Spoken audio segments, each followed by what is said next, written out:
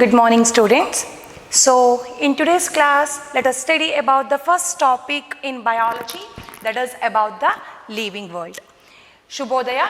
ಇವತ್ತಿನ ತರಗತಿಯಲ್ಲಿ ನಾವು ಜೀವಶಾಸ್ತ್ರದ ಮೊದಲನೆಯ ಪಾಠವಾದ ದ ಲಿವಿಂಗ್ ವರ್ಲ್ಡ್ ಅನ್ನು ಎಕ್ಸ್ಪ್ಲೇನ್ ಮಾಡ್ತಾ ಇದ್ದೇವೆ, ಕಲಿತಾ ಇದ್ದೇವೆ. So, before we are going to study about what are the concepts of the living world, or what are the characteristics of the living world. Here we are going to study about the various characteristics of the living world, how we can differentiate that living things from the non-living things. Okay? ಜೀವ ಇರುವ ವಸ್ತುಗಳೊಂದಿಗೆ ನಿರ್ಜೀವ ವಸ್ತುಗಳನ್ನು ಯಾವ ರೀತಿ ನಾವು ವ್ಯತ್ಯಾಸವನ್ನು ಕಾಣಬಹುದು, ಅದಕ್ಕೆ ಬೇಕಾಗುವಂತಹ ವಿವಿಧ ಗುಣಲಕ್ಷಣಗಳ ಬಗ್ಗೆ ಈ ಪಾಠದಲ್ಲಿ ನಾವು ಕಲಿಯಲಿಕ್ಕಿದ್ದೇವೆ. ಇಲ್ಲಿ So, before going to study about the characteristics of the living organism, first let us conclude with a certain basic concepts of the science. Okay? So, the first thing, it is nothing but the science. Vijnana endarenu. So, what is meant by science?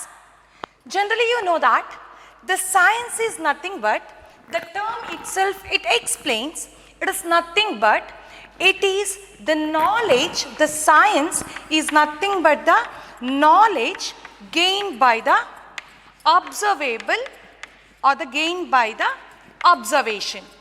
Isn't it? It's a knowledge which is gained by the observation.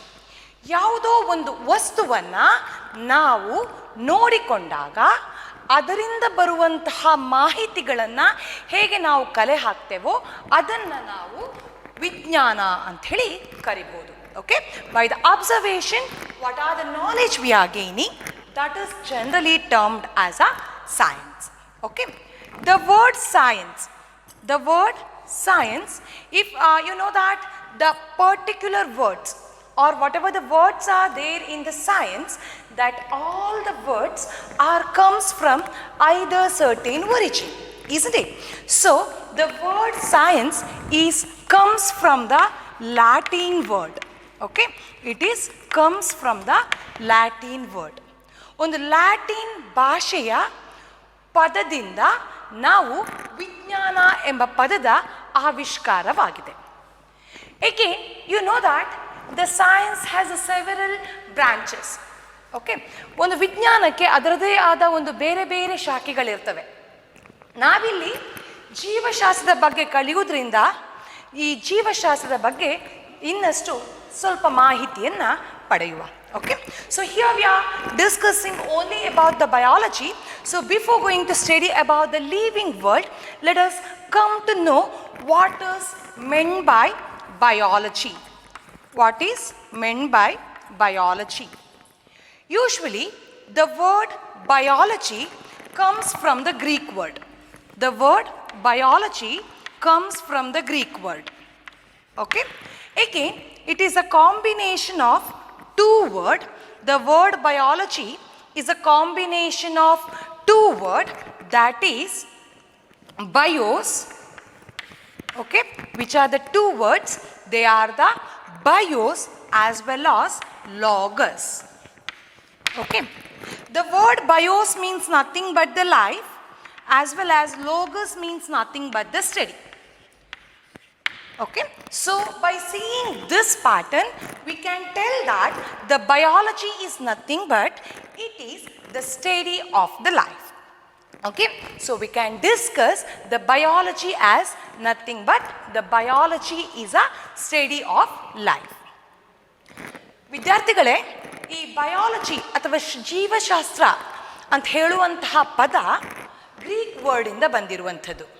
Okay, ಅದು ಕೂಡ ಈ ಒಂದು ಪದ ಎರಡು ಪದಗಳ ಸಮ್ಮಿಶ್ರಣ. ಯಾವ ಎರಡು ಪದಗಳು? ಒಂದು ಬಯೋಸ್ ಅಂದರೆ ಜೀವ, ಲೋಗೋಸ್ ಅಂದರೆ ಅದರ ಬಗ್ಗೆ ಓದುವಂಥದ್ದು. ಈ ಪದಗಳ ಅರ್ಥದ ಮೂಲಕ ನಾವು ಯಾವ ರೀತಿ ಬಯಾಲಜಿ ಎನ್ನುವಂಥ ಅಥವಾ ಜೀವಶಾಸ್ತ್ರ ಎನ್ನುವಂಥ ಒಂದು ಪದಕ್ಕೆ ವಿವರಣೆಯನ್ನು ನೀಡಬಹುದು ಅಂತ ಹೇಳಿದರೆ, ಜೀವಶಾಸ್ತ್ರ ಹೆಸರೇ ಹೇಳ್ತಿದೆ, ಅಲ್ಲಿ ನಾವೇನನ್ನ ಮಾಡ್ತೇವೆ? ಜೀವಿಗಳ ಬಗ್ಗೆ ಓದ್ತೇವೆ. ಓಕೆ, ಜೀವಿಗಳ ಬಗ್ಗೆ ನಾವು ವಿವರಣಾತ್ಮಕವಾಗಿ ನಾವು ಓದುವಂತಹ ಒಂದು ಬ್ರಾಂಚ್ ಏನು ಹೇಳ್ತೇವೆ ಅದಕ್ಕೆ ನಾವು ಬಯಾಲಜಿ ಅಂತ ಹೇಳಿ ಕರಿತೇವೆ. ನಾನಿಲ್ಲಿ ಮೊದಲೇ ಹೇಳಿದೆ, I already mentioned here, the science is nothing but it's a knowledge gained by the observation. ಯಾವುದೋ ಒಂದು ವಸ್ತುವನ್ನು ಕೂಲಂಕುಷವಾಗಿ ಪರಿಶೀಲಿಸಿದಾಗ ಸಿಕ್ಕಿರುವಂತಹ ಜ್ಞಾನವನ್ನು ನಾವು ವಿಜ್ಞಾನ ಅಂಥೇಳಿ ಕರಿತೇವೆ ಅಂಥೇಳಿ. ಹಾಗಾದರೆ ಈ ಅಬ್ಸರ್ವೇಬಲ್ ಕ್ಯಾರೆಕ್ಟರನ್ನು, ಈ ವಿಜ್ಞಾನದ ಬಗ್ಗೆ ಮೊದಲಿಗೆ ಯಾರು ಪ್ರಪ್ರಥಮವಾಗಿ ಓದಿರುವಂಥದ್ದು ಅಂತ ಹೇಳುವಂಥ ವಿಷಯಕ್ಕೆ ಬಂದರೆ, the first major observation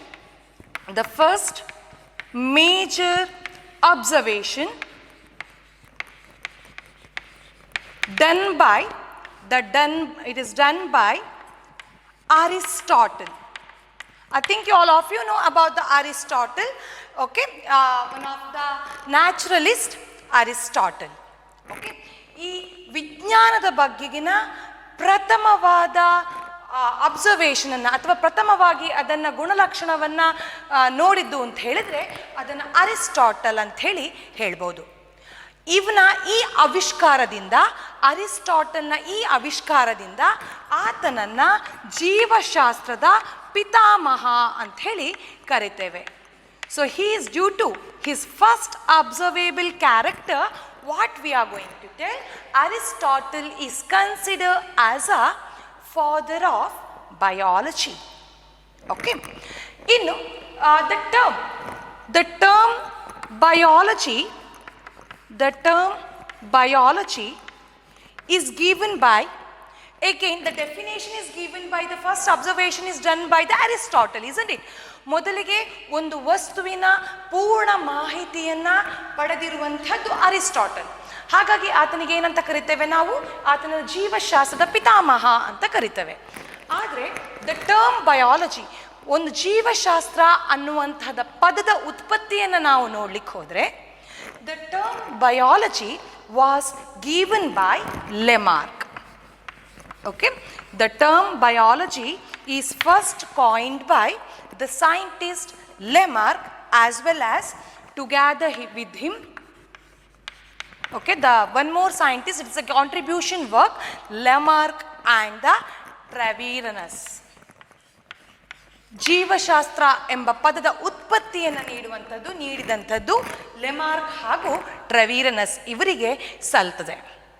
okay, so again here in detail, if you are going to study about the biology, generally like that of the science, the biology is also has its own branches, but the basic branch of the biology has the two branches. Basically the biology has two branches. They are nothing but botany and the zoology. Biology has its own two basic branches, that is botany and the zoology. ವಿಜ್ಞಾನದಲ್ಲಿ ಯಾವ ರೀತಿ ಹಲವು ಬಗೆಯ ಏನು ಹೇಳ್ತೀರಿ ನೀವು ಬ್ರಾಂಚಸ್ಗಳಿದೆಯೋ, ಅದೇ ರೀತಿ ಈ ಜೀವಶಾಸ್ತ್ರದಲ್ಲಿಯೂ ಕೂಡ ಎರಡು ರೀತಿಯ ವಿಭಾಗಗಳಿವೆ. They are nothing but the botany and the zoology. Botany, it is nothing but study of plant. Okay, the botany is always deals with the study of plant. Okay, ಇದು ಸಸ್ಯ ಶಾಸ್ತ್ರ, ಅಂದರೆ ಸಸ್ಯದ ಬಗ್ಗೆ ಬೇಕಾಗುವಂತಹ ಎಲ್ಲ ಮಾಹಿತಿಗಳನ್ನು ನಾವೇನು ಮಾಡ್ತೇವೆ, ಈ ಸಸ್ಯಶಾಸ್ತ್ರದಲ್ಲಿ ಕಲಿತೇವೆ. Okay, so the second one is nothing but the zoology. Again, the zoology is nothing but it is the study of, the word zoo itself tells, nothing but it is a study of animals. The word zoo indicates animals, isn't it? So it is nothing but the study of animals. So zoology ಅಥವಾ ಪ್ರಾಣಿಶಾಸ್ತ್ರ ಹೆಸರೇ ಹೇಳ್ತದೆ, ಪ್ರಾಣಿ ಅಂದರೆ ಒಂದು ಪ್ರಾಣಿಯ ಬಗ್ಗೆ ನಾವೇನು ಮಾಡ್ತೇವೆ, ಸವಿವರಣಾತ್ಮಕವಾಗಿ ಓದುವಂತಹ ಈ ಬ್ರಾಂಚನ್ನು, ಓಕೆ, ಅದನ್ನು ಏನಂತ ಕರಿತೇವೆ ನಾವು, ಝೂಯಾಲಜಿ ಅಥವಾ ಪ್ರಾಣಿ ಶಾಸ್ತ್ರ ಅಂತ ಹೇಳಿ ಕರಿತೇವೆ. ಓಕೆ, ಅಗೇನ್ ಇಲ್ಲಿ if you are going to study the scientists who worked about these branches of science or the biology, the scientist known as Theophrastus,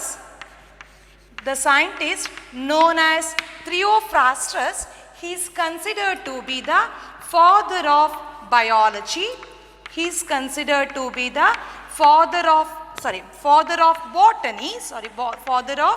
botany. Okay, ಥಿಯೋಫ್ರಾಸ್ಟಸನ್ನು ನಾವೇನಂತ ಕರಿತೇವೆ, ಸಸ್ಯಶಾಸ್ತ್ರದ ಪಿತಾಮಹ ಅಂತ ಹೇಳಿ ಕರಿತೇವೆ. Again if you are going to study the animals, okay, again here the Aristotle, because he did the first observation, so Aristotle itself is considered as a father of zoology. His first time itself he is considered as a father of zoology. So ಪ್ರಾಣಿ ಶಾಸ್ತ್ರದ ಪಿತಾಮಹ Aristotle. Okay, so these are the basic concept about the biology. ಒಂದು ಜೀವಶಾಸ್ತ್ರಕ್ಕೆ ಸಂಬಂಧಪಟ್ಟಂತಹ ಕೆಲವೊಂದು concept ಅಥವಾ ಕೆಲವೊಂದು ವಿಚಾರಧಾರೆಗಳಿವು.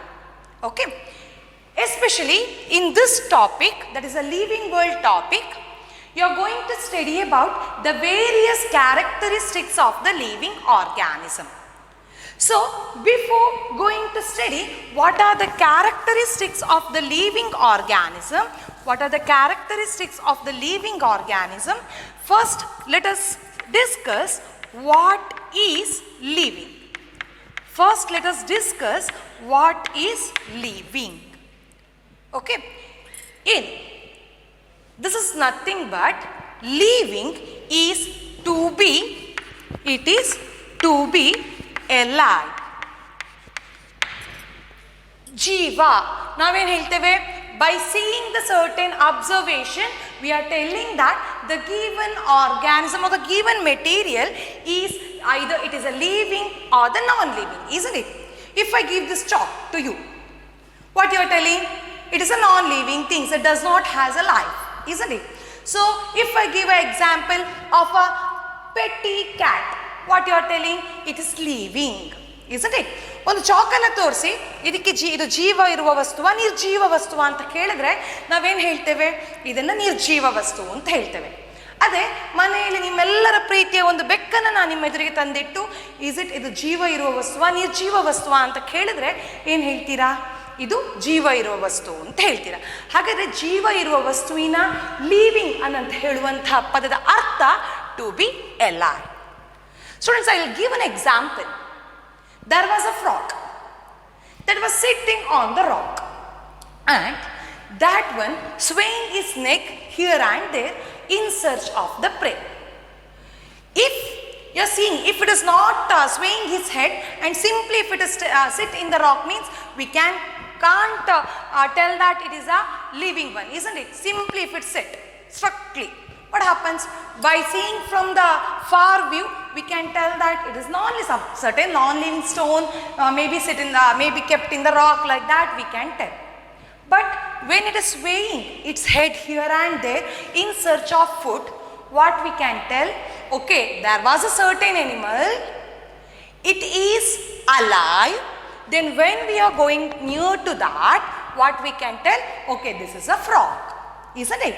So by that action of the frog that is swaying off his head here and there, by taking that particular characteristics, we are considering the frog is alive, isn't it?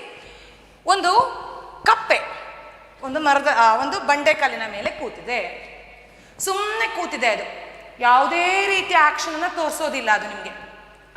ಆಗ ದೂರದಿಂದ ಒಬ್ಬ ನನ್ನಂಥ ಒಂದು ವಿದ್ಯಾರ್ಥಿ ನೋಡಿದವನು ಏನು ಎಣಿಸ್ತಾನೆ, ಯಾರೋ ಒಬ್ಬರು ಆ ಬಂಡೆಕಲ್ಲ ಮೇಲೆ ಇನ್ನೊಂದು ಪುಟ್ಟ ಕಲ್ಲನ್ನು ಇಟ್ಟಿದ್ದಾರೆ ಅಂತ ಹೇಳ್ತಾರೆ.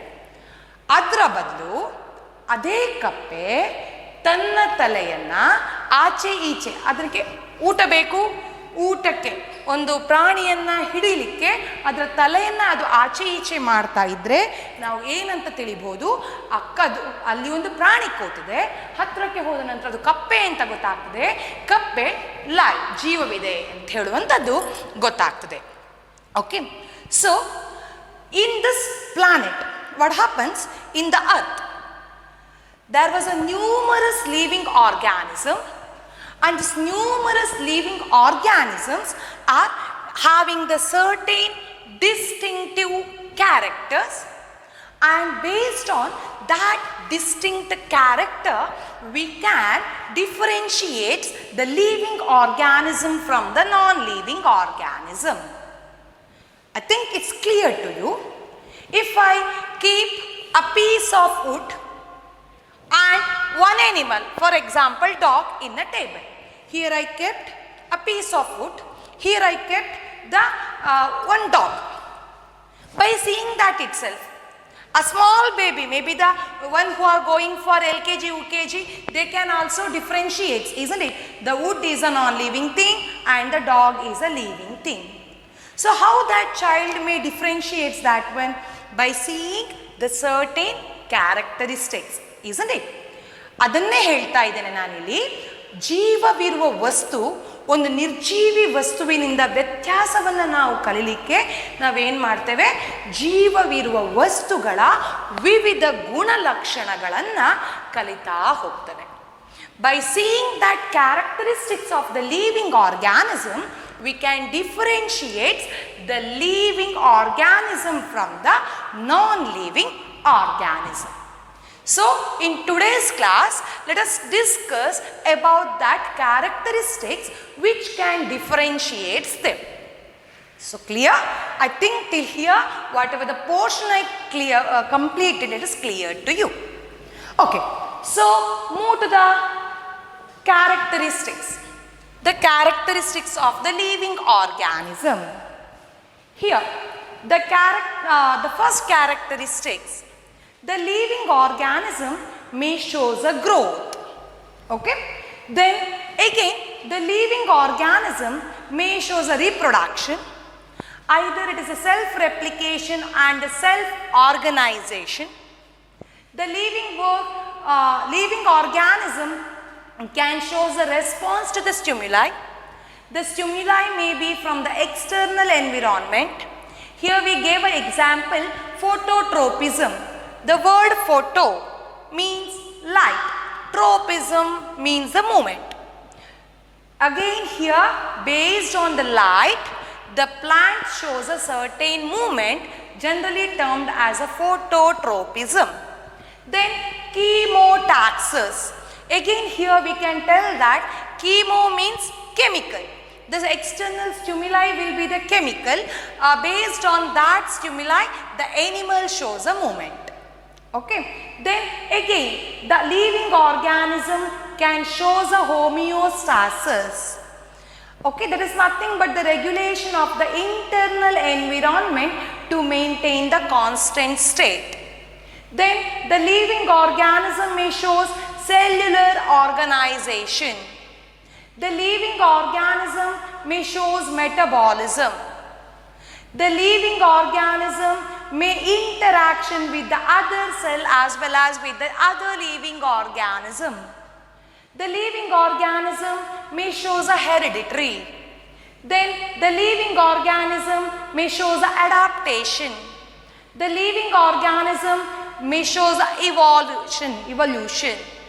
So these are the certain character seen in the living organism which can differentiate this living organism from the non-living organism. ವಿದ್ಯಾರ್ಥಿಗಳೇ, ಈ ಜೀವ ಇರುವ ವಸ್ತುಗಳು ಯಾವತ್ತೂ ನಿರ್ಜೀವ ವಸ್ತುಗಳಿಂದ ವಿವಿಧ ರೀತಿಯಲ್ಲಿ ವಿವಿಧ ಗುಣಲಕ್ಷಣಗಳನ್ನು ಹೊಂದಿರುವುದರಿಂದ ಅದೇನಾಗಿರ್ತದೆ, ದೇ ಆರ್ ಡಿಫ್ರೆನ್ಷಿಯೇಟ್, ಅವುಗಳನ್ನು ವ್ಯತ್ಯಾಸವನ್ನು ನಾವು ಹುಡುಕಬಹುದು. ಯಾವುದೆಲ್ಲ? ಗ್ರೋತ್, ಜೀವವಿರುವ ವಸ್ತುಗಳಲ್ಲಿ ಬೆಳವಣಿಗೆ ಇದೆ, growth and the development. Then the ಜೀವವಿರುವ ವಸ್ತುಗಳು, ರೀಪ್ರೊಡಕ್ಷನ್. ಓಕೆ, ಅವುಗಳದೇ ಆದ ಪ್ರೋಜನಿಯನ್ನ ಸಂತಾನೋತ್ಪತ್ತಿಯನ್ನ ಮಾಡ್ತವೆ. They shows response to the stimuli. ಯಾವುದೋ ಒಂದು ಪರಿಸರದಲ್ಲಿರುವಂತಹ ಒಂದು ಪರ್ಟಿಕ್ಯುಲರ್ ಏನು ಹೇಳ್ತೀರಿ ಒಂದು ಕ್ರಿಯೆಗೆ ಅದು ಪ್ರತಿಕ್ರಿಯೆಯನ್ನು ತೋರಿಸ್ತದೆ. ಇಲ್ಲಿ ನಾನು ಉದಾಹರಣೆಯನ್ನು ಕೊಟ್ಟಿದ್ದೇನೆ, ಫೋಟೋಟ್ರೋಪಿಸಮ್. ಎಲ್ಲಿ ಬೆಳಕಿರ್ತದೋ, ಯೂಶ್ವಲಿ ನೀವು ನಿಮ್ಮ ಸಣ್ಣ ತರಗತಿಯಲ್ಲಿ ಒಂದು ಪ್ರಯೋಗವನ್ನು ಕಲ್ತಿರ್ತೀರಿ. ಅಲ್ಲಿ ಒಂದು ಕತ್ತಲ ಕೋಣೆಯಲ್ಲಿ ಒಂದು ಗಿಡವನ್ನು ಇಟ್ಟು ಒಂದು ಸಣ್ಣ ಕಿಟಕಿಯ ಮೂಲಕ ಬೆಳಕನ್ನು ಹಾಯಿಸಿದಾಗ ಏನಾಗುತ್ತೆ, ಗಿಡ ಆ ಕಡೆ ಬೆಳಕು ಬರುವ ಕಡೆಗೆ ವಾಲುತ್ತದೆ ಅಲ್ವಾ. That is movement. The movement of the plant in response to light. It is known as a phototropism. Then it shows a homeostasis. ಪರಿಸರದಲ್ಲಿ ಯಾವ ರೀತಿಯ ಬದಲಾವಣೆಗಳಾದರೂ ಕೂಡ ತನ್ನ ಒಳಗಿನ ಸ್ಥಿತಿಯನ್ನು ಒಂದೇ ರೀತಿಯಾಗಿ ಇಟ್ಟುಕೊಳ್ಳುವಂತಹ ಒಂದು ಗುಣಲಕ್ಷಣ ಜೀವವಿರುವಂತಹ ವಸ್ತುಗಳಿಗಿರ್ತದೆ. Then cellular level of organisation. ನಿಮಗೆ ಗೊತ್ತು, ಪ್ರತಿಯೊಂದು ಜೀವವಿರುವ ವಸ್ತುವು ಕೂಡ ಸಣ್ಣ ಸಣ್ಣ ಜೀವಕೋಶಗಳಿಂದ ಮಾಡಲ್ಪಟ್ಟಿದೆ. ಮೆಟಬಾಲಿಸಮ್, ನಮ್ಮ ದೇಹದಲ್ಲಿ ಆಗುತ್ತಿರುವಂತಹ ಒಂದು ರಾಸಾಯನಿಕ ಹಾಗೂ ಜೀವನ ಕ್ರಿಯೆಗಳನ್ನು ಒಟ್ಟಾಗಿ ನಾವು ಕರೆಯುವಂಥದ್ದು. ಇನ್ನು interaction with the other cell and the living organism. ಜೀವದಲ್ಲಿರುವಂತಹ ಜೀವಕೋಶಗಳು ಏನಾಗ್ತವೆ, ಒಂದು ಜೀವಕೋಶಕ್ಕೂ ಇನ್ನೊಂದು ಜೀವಕೋಶಕ್ಕೂ ಅದರದೇ ಆದ ಇಂಟರಾಕ್ಷನ್ ಅಥವಾ ಮಾತುಕತೆಗಳು. ಇಲ್ಲಿ ಮಾತುಕತೆ ಅಂತಿದ್ರೆ ನಾವೇನು ಹೇಗಿದ್ದೀರಪ್ಪ ಹೇಗಿದ್ದೀವಪ್ಪ ಆ ರೀತಿ ಅಲ್ಲ, ಅದರದ್ದೇ ಒಂದು ಪ್ರತಿಯೊಂದು ಜೀವಕೋಶದ ಒಂದು ಕೆಲಸವು ಇನ್ನೊಂದು ಜೀವಕೋಶದ ಕೆಲಸದ ಮೇಲೆ ಇರುವಂಥದ್ದು. ನಂತರ ಇಲ್ಲಿ ಹೆರಿಡಿಟ್ರಿ. ಎಗೇನ್ ಇಲ್ಲಿ ಏನು ಹೇಳ್ತೀರಿ ನೀವು, ನಮ್ಮ ತಂದೆ ತಾಯಿಗಳಿಗಿಂತ ವಂಶವಾಹಿನಿಯಾಗಿ ಬಂದಿರುವಂತಹ ಕೆಲವೊಂದು ಗುಣಲಕ್ಷಣಗಳಿರ್ತವೆ. ಇನ್ನು ದೇ ಶೋಸ್ ಅ ಅಡಾಪ್ಟೇಷನ್. ಯಾವ ಪ್ರದೇಶದಲ್ಲಿರ್ತೇವೋ ಆ ಪ್ರದೇಶದಲ್ಲಿರುವಂತಹ ಭೌತಿಕ ಗುಣಲಕ್ಷಣಕ್ಕೆ ನಮ್ಮನ್ನು ನಾವೇ ಎಡ್ಜಸ್ಟ್ ಆಗುವಂಥದ್ದನ್ನು ಶೋ ಅಡಾಪ್ಟೇಷನ್ ಅಂತ ಹೇಳಿ ಕರಿತೇವೆ. Okay, so these are the certain characteristics. Okay, that is, it may be the growth. If a word or if a subject is said to be alive, it should shows the characteristics like growth, okay, then reproduce, hereditary, homeostasis, metabolism, cellular, and the response to the stimuli. So ಈ ಎಲ್ಲ ಗುಣಲಕ್ಷಣಗಳು ಒಂದು ವಸ್ತುವಿನಲ್ಲಿ ಇದ್ದಾಗ ಆ ವಸ್ತುವನ್ನು ನಾವು ಸಜೀವ ವಸ್ತುಗಳು ಅಥವಾ ಜೀವ ಇರುವಂತಹ ವಸ್ತುಗಳು ಅಂತ ಹೇಳಿ ಕರಿತೇವೆ. So based on this characteristics we can tell that we can give one definition here. So what is the definition for the life? That is the living organism are the open system that maintain the homeostasis, are composed of a cell, they have a life cycle, undergo metabolism, they can grow, they can adapt to their environment, they show a response to the stimuli, they reproduce and they will evolve. Okay, so by using this all the characteristics, what we can tell, if these characteristics is present in a particular organism, then only we can consider that organism as a alive organism. So I think till here it's clear to you all. ಯಾವ ಯಾವ ಗುಣಲಕ್ಷಣಗಳನ್ನು ಇಲ್ಲಿ ನಾನು mention ಮಾಡಿದ್ನೋ ಹೇಳಿದ್ನೋ ಅಲ್ಲಿಯವರೆಗಿನ ಕಾನ್ಸೆಪ್ಟ್ಗಳು ವಿಷಯಗಳು ಅರ್ಥವಾಗಿದೆ ಅಂತೇಳಿ ಎನಿಸ್ತೇನೆ. So in this topic we are going to study in detail about these all the characteristics one by one. Whatever the characteristics we listed here which can differentiate the living things from the non-living things. So let us what we can in detail we can go to study that characteristics. So the first characteristics of the living organism the living organism shows it is nothing but the growth. Okay, the first characteristics the living organism shows is nothing but the growth. Again here, what is meant by growth? Again, it is nothing but it is increase in the mass or increase in the number of an individual or the cell. If there is an increase in the mass of an individual, we can tell that that is a growth. Or if there is an increase in the number of the cell. For example, think that this is a root of the plant. Okay. Here what happens? There will be a presence of the various cell inside the root, isn't it? So generally these root undergo the cell division process. As a result, what happens? The new cells are accumulate and the size of the root is increased. So that is, we can tell that increase in the number of the cell. That may be termed as a growth. Okay. So here what happens, if you are taking the certain organism to explain the growth, then what happens, the mass may be increased, or in some there may be the increase in the cell, number of the cell. So we can tell that, students please note this point, increase in the mass and the number are the twin characteristics of living creature. Okay, if organism is alive, it shows a twin characteristics, that is increase in the mass and number. ಅದರಲ್ಲಿರುವಂತಹ ಒಂದು ಪ್ರಾಣಿಯಲ್ಲಿ ಇರುವಂತಹ ಜೀವಕೋಶಗಳ ಸಂಖ್ಯೆ ಹೆಚ್ಚಾಗುವುದನ್ನು ನಾವೇನಂತ ಕರಿತೇವೆ? ನಾವು growth ಅಥವಾ ಬೆಳವಣಿಗೆ ಅಂತ ಹೇಳಿ ಕರಿತೇವೆ. Okay, so growth May occurs when the rate of anabolism is higher than that of the catabolism. I think you can remember in the last slide I mentioned the metabolism as one of the character of the living organism.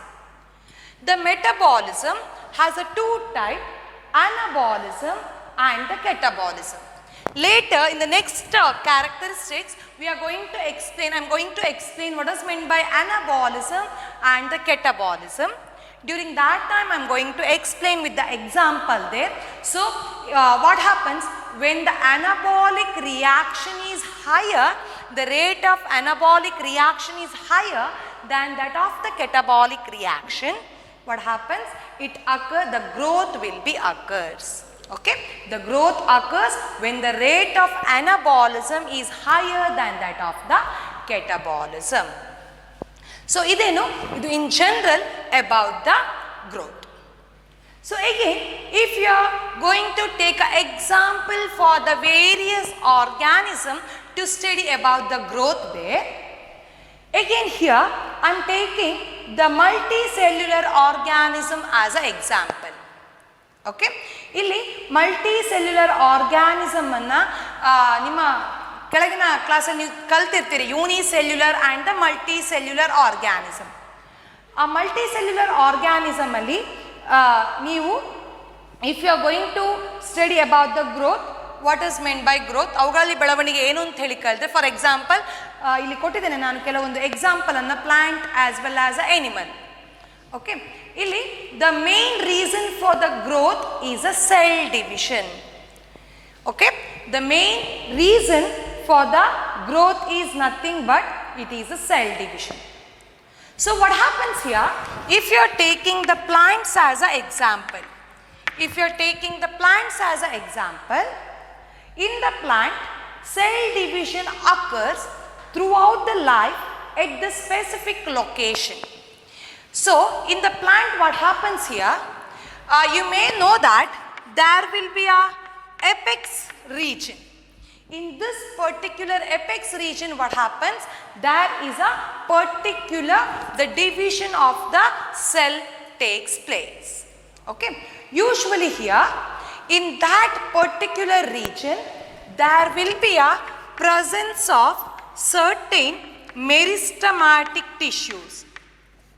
There will be a presence of certain meristematic tissues. Okay, so these meristematic tissues may be they may be present the three types. Okay, that is, they are nothing but the apical meristem. Again, the meristematic tissue may be the lateral meristem, or the meristematic tissue may be the intercalary meristem. Intercalary meristem. Apical meristem, name itself suggests, they are present at the apices region, either the tip of the root or at the shoot tip. What happens? They are responsible to go through the continuous cell division. As a result, there will be an increase in the length of the plant. Okay, there will be an increase in the length of the plant. Lateral meristem, again they are at the peripheral region. Again, they are responsible to go the cell division, and they are responsible to show the increase the girth. Okay, and the intercalary meristem present between the two permanent tissues. Okay, so ಇಲ್ಲಿ ಅದನ್ನೇ ನಾನು ಹೇಳ್ತಾ ಇದ್ದೇನೆ, explain ಮಾಡ್ತಾ ಇದ್ದೇನೆ. Multi cellular organism ಅಲ್ಲಿ ಒಂದು ಸಸ್ಯವನ್ನು ನಾವು ಉದಾಹರಣೆಯಾಗಿ ತೆಗೆದುಕೊಂಡ್ರೆ, ಸಸ್ಯದಲ್ಲಿ ಏನಾಗ್ತದೆ, ನಾನು ಮೊದಲೇ ಇಲ್ಲಿ ಹೇಳಿದೆ, ಬೆಳವಣಿಗೆಗೆ ಮೂಲ ಕಾರಣ ಜೀವಕೋಶಗಳ ವಿಭಜನೆ, ಸೆಲ್ ಡಿವಿಷನ್. ಸಸ್ಯಗಳಲ್ಲಿ ಈ ಜೀವಕೋಶದ ವಿಭಜನೆ ಅದರ ಇಡೀ ಜೀವನ ಪರ್ಯಂತ ಇರುವಂಥದ್ದು. ಆ ನಂತರ ಆ ಜೀವಕೋಶಗಳ ವಿಭಜನೆ ಕಾಣುವಂಥದ್ದು ಒಂದು ಪರ್ಟಿಕ್ಯುಲರ್ ಅದೇ ಒಂದು ಭಾಗದಲ್ಲಿ. Okay, at a specific location. ಯಾವುದಾ ಭಾಗಗಳು? They are the meristematic tissues. Okay, ಇಲ್ಲಿ ಒಂದು ರೀತಿಯ ಟಿಶ್ಯೂ ಏನಾಗ್ತದೆ, ಆ ಟಿಶ್ಯೂವಿಗೆ ಅದರದೇ ಆದ ಒಂದು ಸ್ವಂತ ಗುಣಲಕ್ಷಣಗಳಿರ್ತದೆ. ಅದು ಅಲ್ಲಿರುವಂತಹ ಜೀವಕೋಶಗಳು ಕಂಟಿನ್ಯೂ ಆಗಿ ಸತತವಾಗಿ ವಿಭಜನೆಯನ್ನು ಹೊಂದಿ ಹೊಸ ಹೊಸ ಜೀವಕೋಶಗಳ ಉತ್ಪತ್ತಿ ಆಗ್ತಾ ಇರ್ತದೆ. ಅಂತಹ ಆ meristematic tissues they are of 3 type. Apical, ಎಲ್ಲಿರ್ತದೆ ಈ ಎಪಿಕಲ್ ಮೆರಿಸ್ಟಮ್? ಇದು ಒಂದು ಬೇರಿನ ತುದಿಯಲ್ಲಿ ಇರುವಂಥದ್ದು, ತುದಿಯಲ್ಲಿ ಅಥವಾ ಕಾಂಡದ ತುದಿಯಲ್ಲಿರುವಂಥದ್ದು. ಏನಾಗ್ತದೆ, ಅಲ್ಲಿರುವಂತಹ ಈ ಎಪಿಕಲ್ ಮೆರಿಸ್ಟಮ್ ಟಿಶ್ಯೂಸ್ ಏನು ಮಾಡ್ತದೆ, ಸತತವಾಗಿ ವಿಭಜನೆಯನ್ನು ಹೊಂದಿ ಹೊಸ ಹೊಸ ಜೀವಕೋಶಗಳ ಉತ್ಪತ್ತಿಯಾಗಿ ಏನಾಗ್ತದೆ, ಆ ಸಸ್ಯದ ಎತ್ತರವನ್ನು ಹೆಚ್ಚಿಸ್ತಾ ಹೋಗ್ತದೆ. Okay, the second type, it is a lateral meristem. ಒಂದು ಸಸ್ಯದ ಎಡಬಲಗಳ ಭಾಗದಲ್ಲಿ ಇರುವಂಥದ್ದು ಏನಾಗ್ತದೆ, ಅಲ್ಲಿ ಕೂಡ ಜೀವಕೋಶಗಳ ವಿಭಜನೆಯನ್ನು ಹೊಂದಿ ಸಸ್ಯದ ಗರ್ತ್, ಅದರ ಅಗಲ ಆಗ್ತಾ ಬೆಳೆಯುವಂಥದ್ದು. Okay, so this is about the meristematic tissues. So whatever the increase in the length or increase in the girth of the plant due to the activity of the meristematic tissues, that is generally referred as, so that is generally known as a growth. ಇದು ಇಲ್ಲಿ ಏನು ಈ meristematic apical meristem ಇರಬಹುದು ಅಥವಾ lateral meristem ಇರಬಹುದು, ಇದರ ಒಂದು ವಿಭಜನೆಯಿಂದ ಯಾವ ರೀತಿಯ ಎತ್ತರದಲ್ಲಿ ಬದಲಾವಣೆ ಅಥವಾ ಅಗಲವಾಗುವಿಕೆಯ ಒಂದು ಕೆಲಸವನ್ನು ನಾವು ಸಸ್ಯದಲ್ಲಿ ನೋಡ್ತೇವೋ, ದ್ಯಾಟ್ ಈಸ್ ಅದನ್ನು ನಾವು ಒಟ್ಟಾಗಿ ಸಸ್ಯದ ಬೆಳವಣಿಗೆ ಅಂತ ಹೇಳಿ ಕರಿತೇವೆ. Okay, so here I explain the main reason for the growth is a cell division. Okay, if you are continuing with the topic, again if you are taking the one more example for the multicellular organism, that is animal. Here in animal, what happens? Growth occurs up to a certain age only, but the cell division continues for the maintenance. Again here, what happens if you are taking the example, till an organism obtain a particular age, we can shows the growth. They can shows a growth. After attaining that particular age, the growth will be stopped. Okay. Again ಇಲ್ಲಿ ಒಂದು ಪ್ರಾಣಿಯನ್ನು ನಾವು ಉದಾಹರಣೆಯಾಗಿ ತಗೊಂಡ್ರೆ, ಬಾಲ್ಯದಿಂದ ಒಂದು particular ಒಂದು ವಯಸ್ಸಿನವರೆಗೆ ಹುಟ್ಟಿದ ಮಗು, ಒಂದು ಎಕ್ಸಾಂಪಲ್ ತಗೊಳ್ಳಿ, ಈಗ ತಾನೇ ಹುಟ್ಟಿದ ಮಗು, ನೀವು ಆ ಮಗುವನ್ನು ಒಂದು 15 ಅಥವಾ 18 ವರ್ಷದ ನಂತರ ನೋಡಿದರೆ ಆ ಮಗುವಿಗೆ ಅದರದ್ದೇ ಅದನ್ನು ಎತ್ತರದಲ್ಲಿ ಅದು ಬೆಳೆದಿರ್ತದೆ ಅಲ್ವಾ. ಸೊ ಅದೇನು, ಆ ಏಜ್ನ ಆ ವಯಸ್ಸಿನವರೆಗೆ ಮಾತ್ರ. After that age there will be a no growth. ನಂತರ ನೀವು ಅದೇ ಮಗುವನ್ನು ಮತ್ತೆ 25 ವರ್ಷಗಳ ನಂತರ ನೋಡಿದ್ರು ಕೂಡ ಆ ಎತ್ತರ ಅಷ್ಟೇ ಇರ್ತದೆ. There is a no growth after the age, after that particular age. Okay, but what happens inside the body, the cell division will be continuous for the maintenance. ದೇಹದಲ್ಲಿ ಇರುವಂತಹ ಕೆಲವೊಂದು ಜೀವಕೋಶಗಳನ್ನು ಸುಸ್ಥಿತಿಯಲ್ಲಿ ಇಡ್ಲಿಕ್ಕೋಸ್ಕರ ಏನಾಗ್ತದೆ, even though the cell division, ಜೀವಕೋಶಗಳ ವಿಭಜನೆ ಒಂದು ಮುಖ್ಯ ಕಾರಣವಾಗಿದ್ದರೂ ಗ್ರೋತಿಗೆ, ದೇಹದಲ್ಲಿರುವಂತಹ ಜೀವಕೋಶಗಳ ಸುಸ್ಥಿತಿಗೆ ಆ ಜೀವಕೋಶಗಳ ವಿಭಜನೆ ಏನಾಗ್ತಾ ಹೋಗ್ತದೆ, ಕಂಟಿನ್ಯೂ ಆಗ್ತಾ ಹೋಗ್ತದೆ. ಇಲ್ಲಿ I gave a example for the cell division continues for the maintenance. Example, replacement of the lost tissues. I think you studied about the 2 types of cell division in your lower classes. That is about the mitosis and the meiosis, isn't it? So mitosis, if you are going to study the significance of the mitosis, in man, if you are taking the example in man, the cell division is responsible for the replacement of upper layer of the epidermis, intestine, hair, nails and in the blood. Okay, ಇಲ್ಲಿ ನಾನೊಂದು ಉದಾಹರಣೆಯನ್ನು ಕೊಟ್ಟೆ. ಪ್ರಾಣಿಗಳಲ್ಲಿ ಏನಾಗ್ತದೆ, ಈ ಜೀವಕೋಶಗಳ ವಿಭಜನೆ ಏನಾಗ್ತದೆ, ಬಾಡಿ ನಮ್ಮ ದೇಹದಲ್ಲಿರುವಂತಹ ಜೀವಕೋಶಗಳ ಸುಸ್ಥಿತಿಗೆ ಅದು ಕಂಟಿನ್ಯೂ ಆಗ್ತಾ ಹೋಗ್ತದೆ ಅಂಥೇಳಿ. ಅದಕ್ಕೆ ಏನು ಎಕ್ಸಾಂಪಲ್ ಕೊಟ್ಟೆ ನಾನು, replacement of the last tissue. ಸಣ್ಣ ಎಕ್ಸಾಂಪಲ್ ಅಂತ ತಗೊಳ್ಳಿ, ನಿಮ್ಮ ಕೈಗಳಲ್ಲಿರುವ ಉಗುರನ್ನು ಇವತ್ತು ಕತ್ತರಿಸ್ತೀರಿ, ಒಂದು 5 ದಿವಸ ಆದ ನಂತರಕ್ಕೆ ಪುನಃ ಆ ಉಗುರುಗಳು ಅದೇ ರೀತಿ ಬೆಳೀತದೆ. ನಿಮ್ಮ ಕೂದಲು ಬಾಚುವಾಗ ಒಂದಷ್ಟು ಕೂದಲು ಉದುರ್ತದೆ, ಆದರೆ ಆ ಜಾಗದಲ್ಲಿ ಪುನಃ ಏನಾಗ್ತದೆ, ಹೊಸ ಕೂದಲುಗಳ ಬೆಳವಣಿಗೆ ಆಗ್ತದೆ.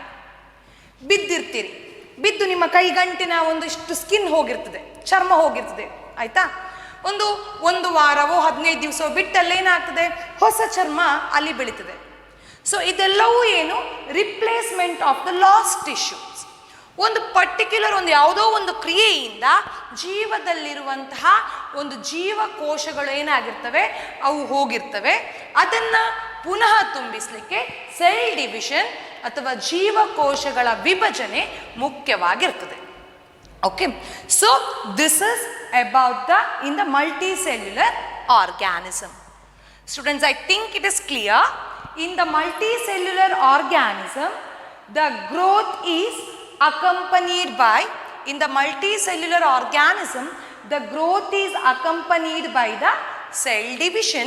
The cell division is continuous throughout the life in the plant, but till a certain age in the animals. Okay, I think it is clear to you. Okay, now if you are going to take the unicellular organism, ಒಂದೇ ಒಂದು ಜೀವಕೋಶವಿರುವಂತಹ ಒಂದು ಪ್ರಾಣಿಯನ್ನು example ಆಗಿ ತಗೊಂಡ್ರೆ, in the unicellular organism also the growth is accompanied by the cell division. Okay, in unicellular organism also the growth is accompanied by the cell division.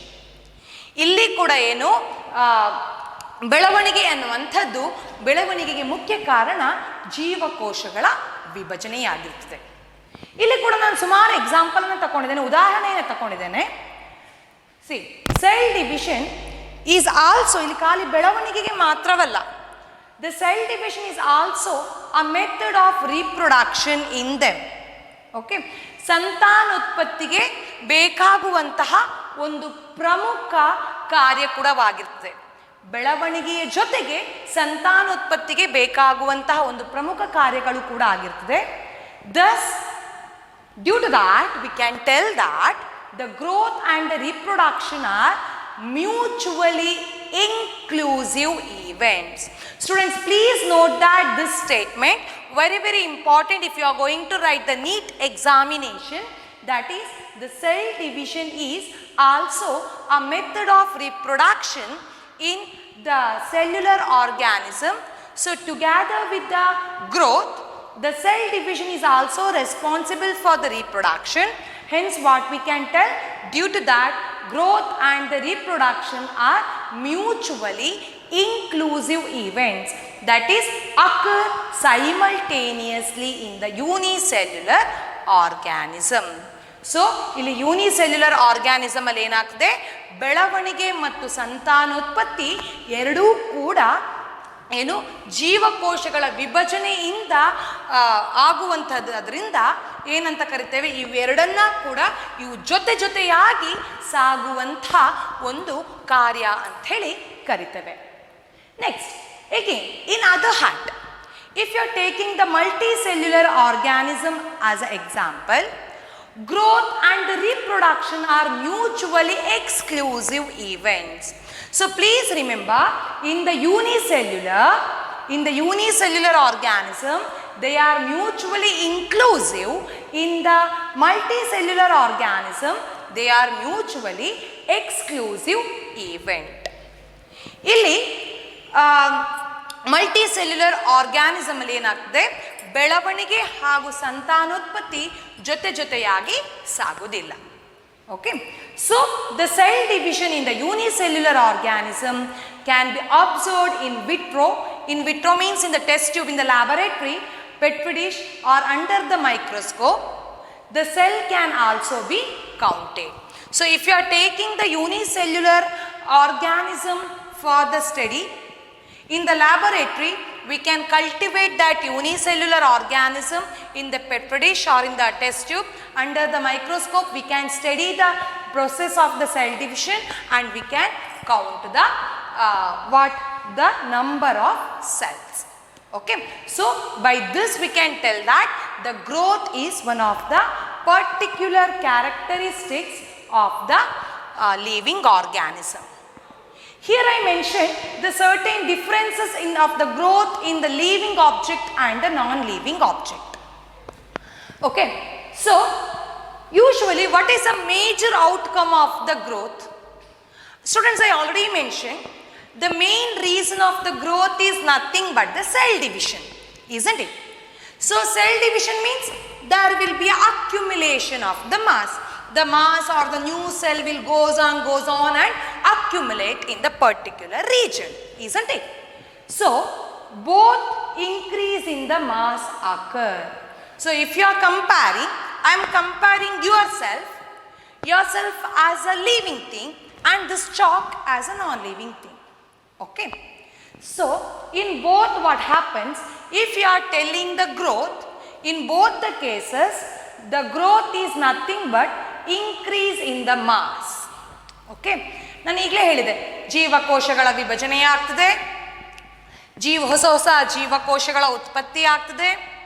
ಆ ಹೊಸ ಜೀವಕೋಶಗಳೇನಾಗ್ತವೆ, ಒಂದು ಕಡೆಯಲ್ಲಿ ಅಕ್ಯುಮುಲೇಟ್ ಆಗ್ತದೆ ಅಂಥೇಳಿ.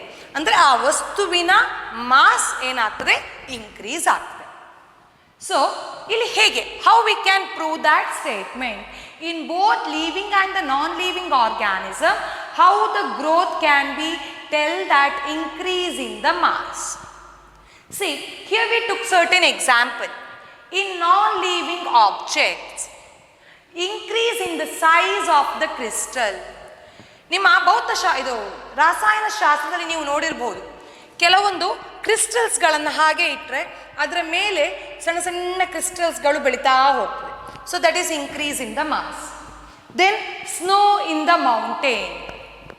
ಹಿಮ ಅಂದರೆ ಮೇಲೆ ಒಂದು ಹಿಮ ಬಿದ್ದು ಅದರ ಮಾಸ್ ಜಾಸ್ತಿ ಆಗ್ತಾ ಹೋಗುವಂಥದ್ದು. ಡೆಸರ್ಟ್ಸ್, ಡೆಸರ್ಟಲ್ಲಿ ಕೂಡ ಹಾಗೆ and they will accumulate and it increases in the mass. Okay, and sand dunes etc. are the example of the growth. ಇವೆಲ್ಲವೂ ಏನಿರ್ಬೋದು, the crystals, mountain, desert, sand, all are the non-living objects. But what happens, in a period of time there will be accumulation of the certain material, so they may show the increase in their mass. Okay, so we can tell that is a growth. Again here I mentioned, but what is the reason here? This result from the accumulation of the material on the surface, thus it occur externally. ಏನಾಗ್ತದೆ, ಒಂದು ವಸ್ತುವಿನ ಹೊರ ಮೇಲ್ಮೈಗೆ ಒಂದು ಬೇರೆ ಬೇರೆ ವಸ್ತುಗಳು ಬಂದು ಎಕ್ಯುಮುಲೇಟ್ ಆಗ್ತಾ ಹೋಗುವಂಥದ್ದು. ಹಾಗಾಗಿ ಏನಾಗ್ತದೆ, ಅದರ ಗಾತ್ರ ಜಾಸ್ತಿ ಆಗ್ತಾ ಹೋಗುವಂಥದ್ದು. ಆಯ್ತಾ, ಇಲ್ಲಿ ಅದೇನು ಹೊರ ಮೇಲ್ಮೈಯಿಂದ ಅದರ ಗಾತ್ರ ದೊಡ್ಡದಾಗಿರುವಂಥದ್ದು, ಅದರ ಒಳಗಿನ ಮೇಲ್ಮೈಯಿಂದ ಅಲ್ಲ. ಅದು ಯಾವುದರಲ್ಲಿ, ನಿರ್ಜೀವ ವಸ್ತುಗಳಲ್ಲಿ. If you are taking the living organism as an example, ಸಜೀವ ವಸ್ತುಗಳಲ್ಲಿ ನಾನು ಆಲ್ರೆಡಿ ಹೇಳಿದೆ, ಜೀವಕೋಶಗಳ ವಿಭಜನೆಯಾಗುವಂಥದ್ದು. there was a cell division. The cell division process takes place internally, that is inside the body of an organism. So as a result what happens, the build up, there will be the build up of the several materials through the various metabolic activities. Okay, the same thing on the other hand, the living organism, in the living organism what happens, the growth occurs internally, because a cell division occurs internally inside our body.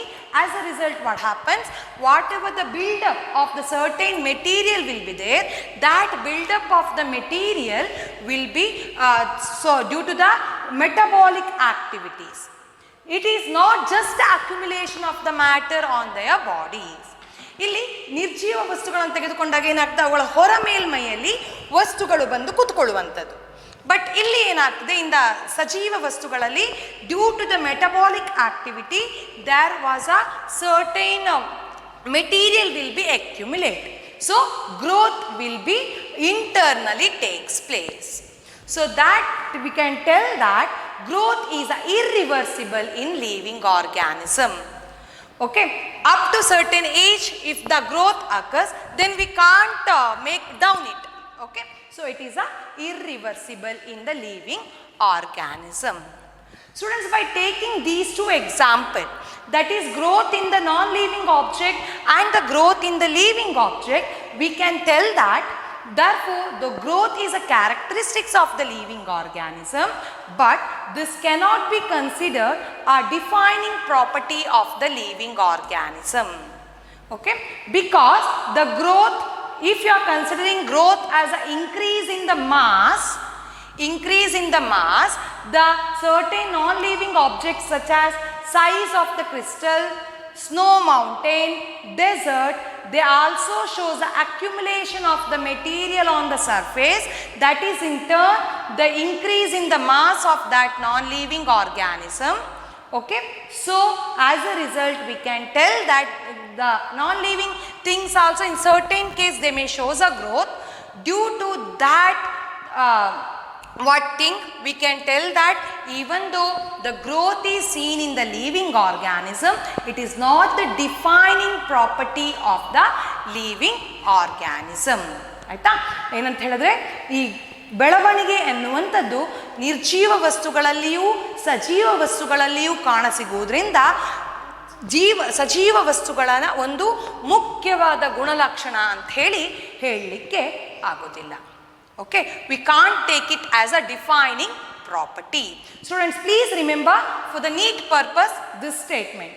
Growth is a characteristics of living organism, but this cannot be considered a defining property of the living organism.